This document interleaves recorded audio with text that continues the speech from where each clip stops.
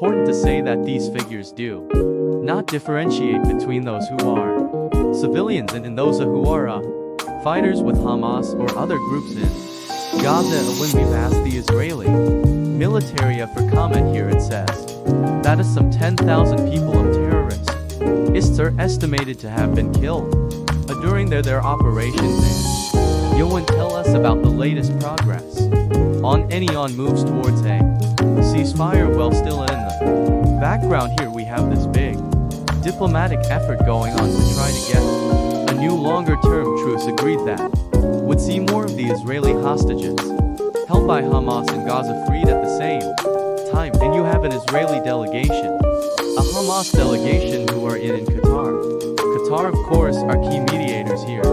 And the real hope has been that a new deal can be agreed in time for the Islamic holy month of Ramadan, which starts on about the 10th of March. There's a lot of us involvement here.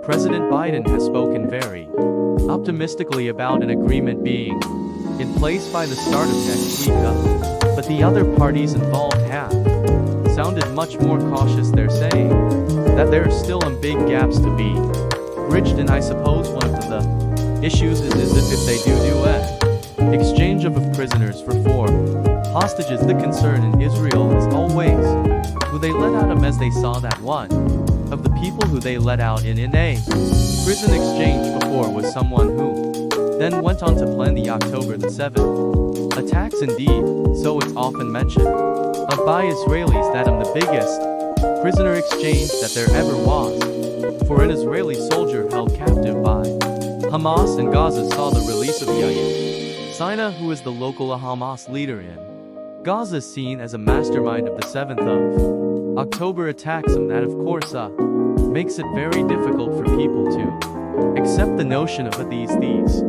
prisoner swaps. And it is thought that in exchange for some 40 of the remaining Israeli hostages held in Gaza, that's really a minority of them that week, would have an exchange for that sum for 100 Palestinian prisoners released from Israeli jails. This is according to the reports that have been leaked out, and they would indeed, we're told, include some who have been convicted of serious offenses of terrorism by Israel.